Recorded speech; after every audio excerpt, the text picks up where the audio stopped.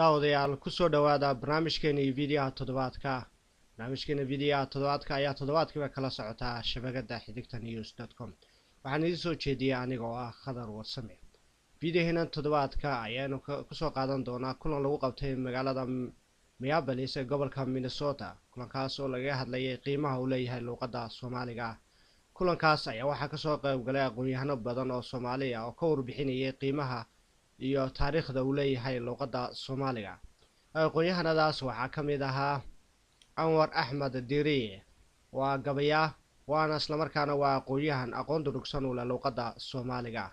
Anwar wuxuu ka warramayaa xaaladihii ay soo martay luqadda Soomaaliga, gaar ahaan farta Soomaaliga. waxaa jiray saynu wada ogsoonahay in farta Soomaaliga la qoray 1972 dowladdii madaxda ka ahaa Jaale Maxamed Siyaad Barre. haddaba intaa ka hor waxaa jiray culimo aqoon-yahano iyo gabayaa isku dayay inay ummadda Soomaaliyeed u helaan far ay wax ku qorto oo ay u adeegsato luqadda ay leedahay ee qaniga ah. haddaba maxaad kala socotaa daawadayaal aqoon-yahanadii gabayaagii iyo sidoo kale culamo diintii isku dayday inay ummaddan u hesho far yeesa kala ahaayeen. waxaa sidoo kale dad badani waxyaabaha ay aadka ugu mahad celiyaan ka mid ah ama aadka ay ugu riyaaqeen tallaabooyinkii ay ku dhaqaaqday dowladdii madaxda ka ah Jaale Maxamed Siyaad Barre ay ku horgelisay farta Soomaaliga, taasoo dad badan ba ay shaki galiyaan haddii aynan waqtigaas tallaabada la qaadi lahayn ummadda Soomaaliyeed ee 20kii sano ugu dambeysay burbur ku jirtay. waxyaabaha ay farta ay qaadan lahayd ay la xiriir lahayd, maadaama la ogyahay hadda in teknolojiyada dhinaca internetku aad u sareeyo isla markaana dad badan ay isticmaalaan internetka. fiidiyohan ayaad kaga bogan doontaa waxyaabo badan oo macluumaad ku saabsan Soomaaliga iyo su'aalo kale oo aad qabtaba. daawasho wacan. kulankan ayaan sanad walbaaba haddii ay baheen idmo xilliga xagaaga wada kulmi doonaa. sanadkan koobaad halku dhagu kulankan waa hilinka suugaanta iyo hal abuurka Minnesota ama first annual ama Somali Literary Dialogue and the Emerging Role of Minnesota. sidaa daraadeed sanadkan waa heer ku eeg gobolkeenan Minnesota oo sanadaha dambe ayaan haddii eebba inoo idmo inoo suurtageliyo dadyow kale dabadda ka keeni doonaa iyo gudahaba. taxanaha barnaamijku maantan waan idinku soo gudbin doonaa walaxdan koorta ah. arrimaha meertadan iyo munaasabadan waynu ka bogan doonaa haddii eebba idmo. haddaba hase ahaatee haddan waa inaan koortan iska gudbiyo. waxaanan ku wareejinayaa Anwar Maxamed Diiriye. Anwar intaanan ku wareejin aan idinka faalloodo. Anwar waa qoraa Soomaaliyeed oo ka faallooda arrimaha dhaqanka iyo afka iyo suugaanta Soomaaliyeed. wuxuu soo saaray buugagiisa waxa ugu horeeyay Literature of Somali Onomatics, Proverbs and with the comparison of foreign sayings oo qoray ama soo baxay 2006. wuxuu tafaftire ka yahay dhaqan-sidaha xilliyeedka Gobaad Multidisciplinary Journal of Somali Society oo sanadle ah afka ku soo baxa Ingiriisiga iyo afka Soomaaliga. waxa kale oo wax ku qora hal abuur Journal of Somali Culture and Literature,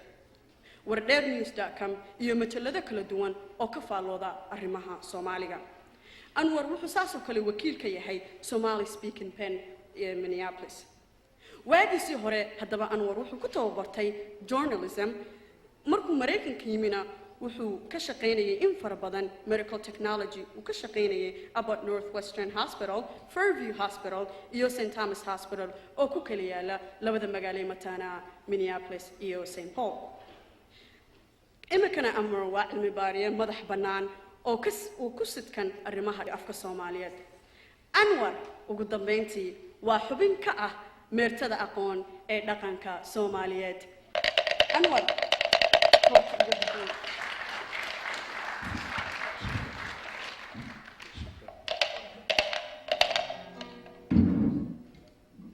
waan idin salaamay dhammaantiin waxaan idinku salaamayaa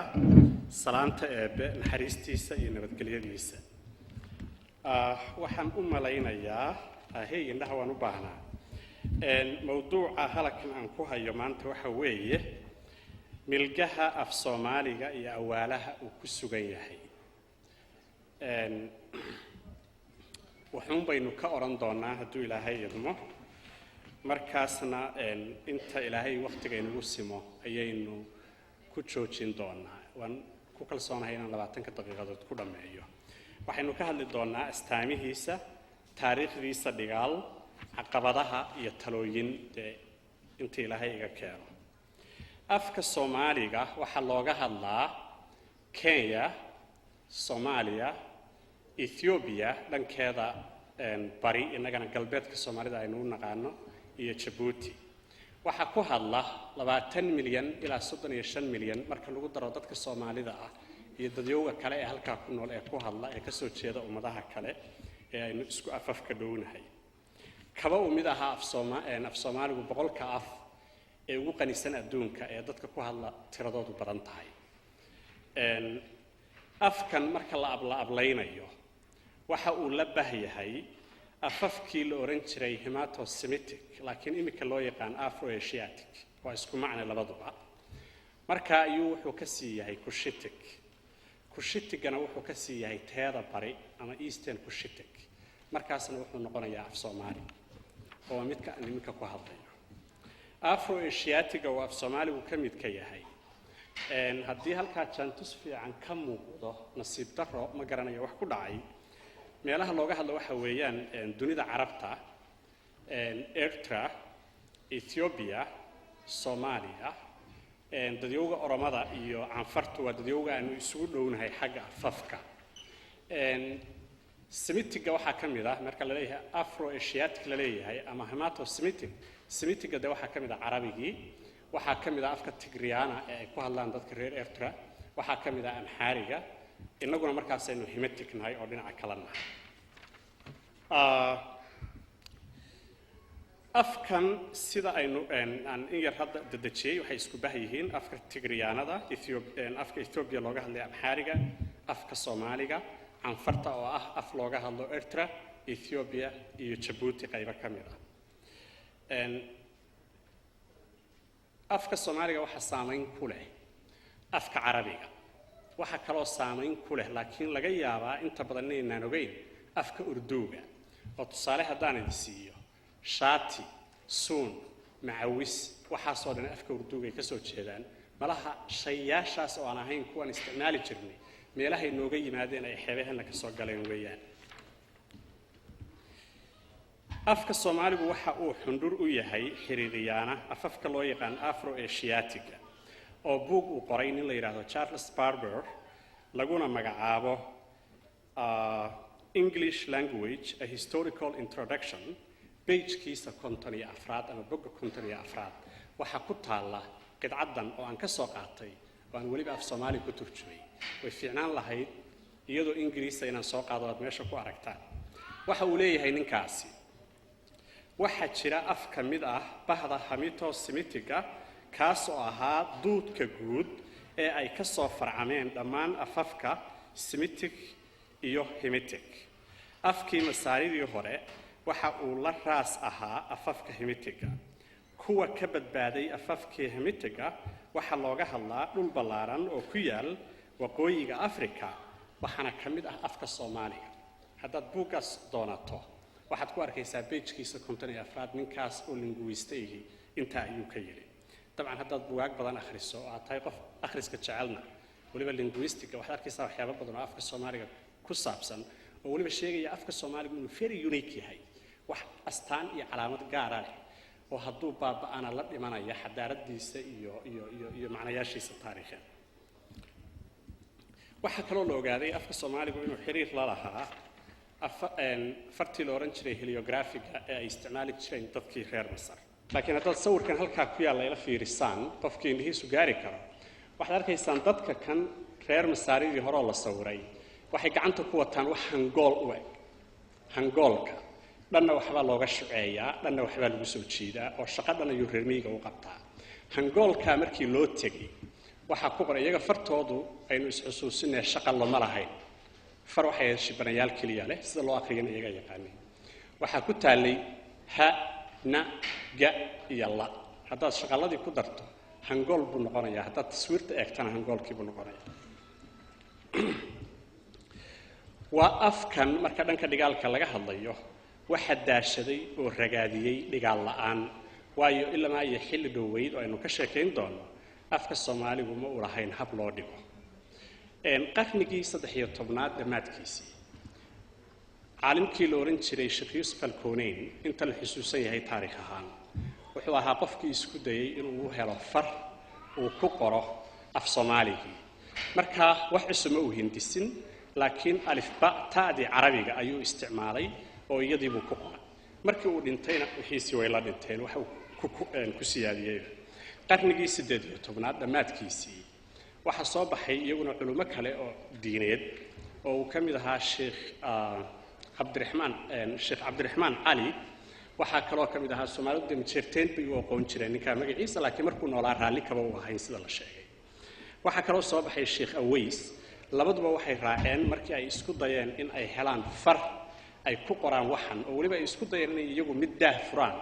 oo ay ku guul daraysteen wadadii Sheekh Yusuf Al-Koonayn bay raaceen carabigii bay ku qoreen wax badan bay ka tageen laakiin nasiib darro waxyaabaha baaba'ay ayay ka mid tahay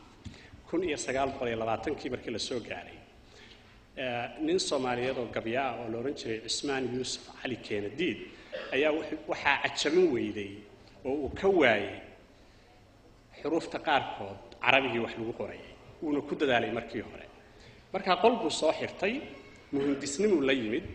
wuxuu 1922kii laba sanadood ka bacdi ku guuleystay in far shaqalo iyo shibanayaal leh tirana leh uu la soo baxo farta wuxuu u bixiyay Cismaaniya oo ahayd magaciisa 1936 wadaad markii si hore ahaa reer Saylac laakiin ka bacdi reer Boorama noqday oo la oran jiray Sheekh Cabdiraxmaan Sheekh Nuur Qaadi ayaa isaguna wuxuu hindisay far uu leeyahay wuxuuna ku dhigan jiray oo kaydsan jiray waxa uu u baahan yahay fartaas magacyo badan bay yeelatay markii hore Saylac baa la oran jiray ka bacdi Boorama loo bixiyay ka bacdina cidii uu ka dhashay oo aan waxba ka sheegeen in ayaa loogu magac daray waana sida astaanta Soomaalidu ay wax walba cidda ugu magacaabaan laakiin isagu raalli kaba ahayn in farta lagu sheego farcid ee wuxuu doonayay inuu yiraahdo fartani waa far Soomaali dadka u haysta 1954 nin imika nool oo la yiraahdo Axmed Sheekh Kadare oo xamar jooga ayaa isaguna wuxuu hindisay far guri uu leeyahay far shaqal badan bay ahayd shibanayaal badan shaqalana leh waana halka magaca Kadare ka raacday oo Allah u naxariistay Muuse Ismaaciil Galaal markuu arkay fartaagu yiri waad ka dartay imika uu nool yahay fartiisuna way qorantay 1972 dhowr caalim oo Soomaaliyeed ayaa waxay isku dayeen markaas midii far guriga ahayd oo dadka badadiisa ku adkaatay carabigii oo dadka badadiisu diiday oo ay yiraahdeen waxay carabi far leedahay ma inuu teena samaysan inay bal wax uu isku dayaan nimanka markii hore waxay kala raaceen farihii jiray laakiin mar dambe waxay isku raaceen oo isugu tageen farta Laatiinka marka 1972 ayay ahayd markii la qoray farta Soomaaliga dawladda askarta marka wadanka xukumaysayna waxa kaliya oo ugu weyn oo aan ugu ducaynayno leenahay khayr Allah ku siiyo go'aanka maalinta ay qaateen iyo shantanin ama lixdanin taswiirahooda halkan soo galiyay ma garanayo inuu halka ku jiriyo in kale laakiin waan hubaa waxay kala ahaayeen Cismaan Yuusuf Cali Keenadiid oo aynu ka sheekayno isagu fartii hore oo Cismaaniyada lahaa oo ah ninka afka duuban Cismaan Afduuba la oran jiray 1898 uu dhashay wuxuu dhintay 1927kii astaamaha u gaarka ahina waxay ahaayeen Cismaan weligii meelihii looga doodayay farta Soomaaliga inta tagay ma waran farteeda Soomaaliya ha qaadato waxa ku xiga Sheekh Cabdiraxmaan Sheekh Nuur Qaadi 1900 buu dhashay 1990kii uu dhintay waa ninkii farta Saylaciida la yimid muuse xaaji ismaaciil galaal 14kii buu dhashay 1914kii 1980kii buu dhintay allah u naxariisto isaguna wuxuu ahaa dadkii markii hore Cusmaaniyada raacay mar dambe Carabiga raacay ka bacdina Laatiinka raacay ka dare ayaa ku xiga oo imika xamar ku nool Andrzejewski oo ahaa nin reer Boolan ah markii dambena reer England noqday afaf badanna bartay xaqiiqatan dadka ajaanibta ah oo farteena ama wax ka qabtay ama isku dayay inay baaraanna kuwa aan inaan xusuusano ay tahay kamid ah ayaa halkaa ku jira isaguna 22kii buu dhashay 1994 uu dhintay lahaa Shira Jaamac Ahmed oo lahaa inta badan hindisida iyo fikirka farta Laatiiniga inta la qaatay oo ka bacdina ay Muuse Galaal iyo Andrzejewski wax ka saxsaxeen sida xaada oo kale ayaa isaguna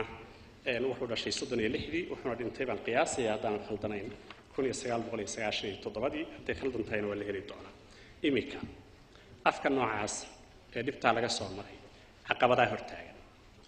anigu Soomaaliya waxaan ka imid 25 sanadood ka hor markii aan ka baxay dugsiga sare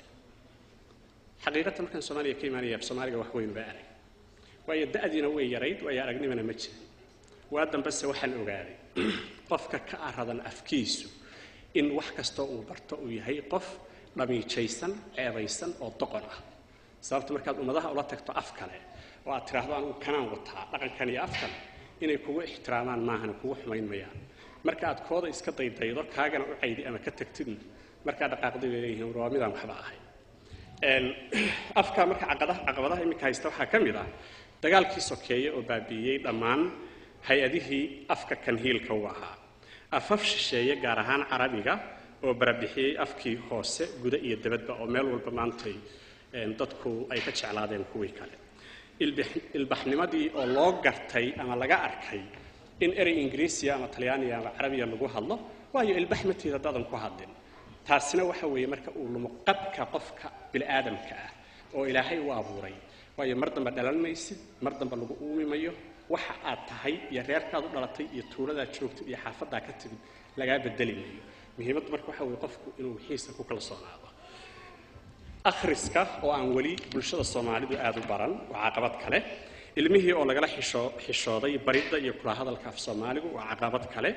kalsoonidii iyo qabkii loo hayay waxa inoo gaarka ah oo luntay waa caqabad kale Carabiga oo lagu sidkay afka diinta Islaamka oo mararka qaar kood anigu waxaan la kulmay 2 ama 3 qof oo de ma garanayo waagii hore qof walba in sheekh la oran jiray laakiin imika hadda calaamadaha la soo baxdo sheekh baa tahay qofkuna hore uu ka wacdinaya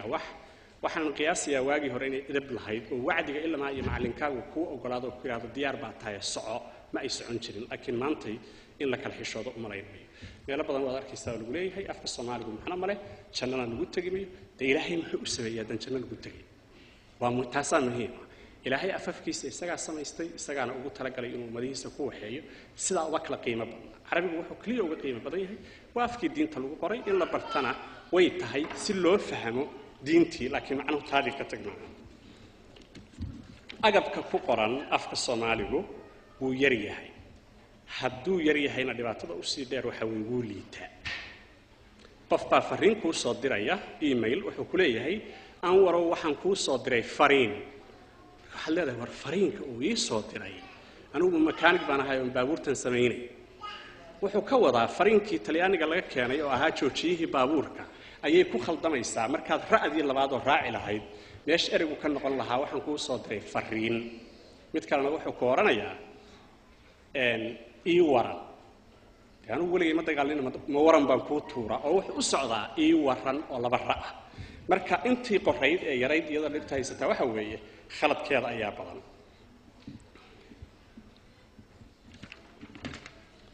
marka imika de talooyin yar baan sheegi karnaa talana waxa weeye tan wanaagsan baa tala ah Soomaaliduna waxay tiraahdaa doqonka talo kaba dhamaato marka daaragti qof inta ku soo saar talan haya aan action kii la imanay macnaheedu waxa weeye waa iska doqonkii oo taladii kaba dhamaatee kiiba aan noqday dhageysta talooyinkaygana waxaan isleeyahay in dugsiyada Soomaalidu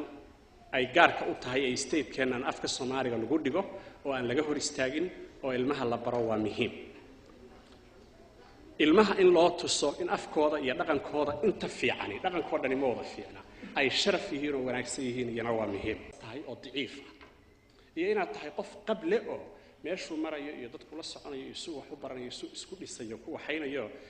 middaa dambe weeye midda la raba in ilmaha lagu waxeeyo inaan ilbaxnimada laga dayin meelayan ku jirin iyana waa muhiim waayo haddaadan ilbax ahayn dee khasab ma ahan inaad ilbax iska doonto haddaad reemiyi tahayna inaadan ilbax ahayn macnaheedu ma aha ilbax waa tahay waxaanad ilbax ku tahay waxa miyiga laga isticmaalo ama laga xirto ama laga ka socdo akhriska oo ilmaha dhaqan looga dhigo waalidkuna ay bartaan oo weliba laftigooduna ay wax akhriyaan waa muhiim waxaan ku soo gabagabaynayaa laba tixood oo midna la sameeyey 1966 oo Cusmaan Yuusuf Cali Keenadiid markuu u ololeynayay fartiisii far Soomaaliga ama Cusmaaniyada la oran jiray erayo uu yiri marka waxaa jiray group la oran jiray Goosan oo shaqadooda iyo meheradoodu ahayd inay marka raadiyaan inay ummadda tani farxasho marka dadkii badidoodu malaha way yaseen marka erayadan ka soo qaadanayna waxa kamid ah afka inagu gaariyo codka la isku garanayo niban baagansaday oo ka jecel midayan gaarayne ugumana garowsana raggii goosanka ahaaye dee mooyin haween ku jiray laakiin haweenu raalli ahaa gabayga sidaas uu yiri labadaa ra'yoo kala gudboon iyo garniqi doona gabaygiisa la yiraahdo garnaqsi ee 1966 buu ku jiraa markii farta Soomaaliga la qoray Allah u naxariisay Cabdulla Raaga Traawil oo reer Xamar ahaa reer Xamar cidiisa kaba waday reer Banaadir buu ahaa isaguna gabaygan buu ku taageeray markii uu farxay oo arkay in fartii la qaatay 22 aamustiyo shaqal irmaaneeya amraniyo tilmaamiyo gudbe aade iyo jooge isku dare xiriiriye falkaab erayadiinii ah ebyaniyo haddaan magac u yaal ku arkay joornaalka mar haddii afkaygii la qoray aabbe iyo hooyo mar haddaan amaahsigii ka baxay lagu agoonoobay abaal waxaa leh nimankii fartaa soo abaabulay amiirnimo sin iyo garab jirtay nagu abuureene afkaa qalaad iyo maxaa eragta ii dhiibay ana macalinoo raba dad loo furo iskuulaade afkaygii baan doonayaa inaan dadka baree maxaa ergeysi iyo mid kale aan lahayn inaan soo qaatay waxaan ku gabagabeynayaa afkeena aan barano dhaqankeena aan barano kuwa kalena aan wax ka barano qoraallo la sameeyay oo cilmiyana oo tusaale ahaan buuggan oo kale intaad u fiirsato waxaa la yidhahdaa when languages die sanada kan wuxuu ku guulaystay inuu noqday buuggii ugu wanaagsanaa ee laga qoray afafka $300,000 baa la siiyey ninkii qoray waxa uu leeyahay qof waliba intuu dhaqankiisa iyo afkiisa ka yaqaan kana barto ayuu kaga aflaxaa barashada kuwa kale ee uu dhexgelayo marka waxaan ku talinayaa inaynu waxeenna ka ceshano cidlada iyo baylahda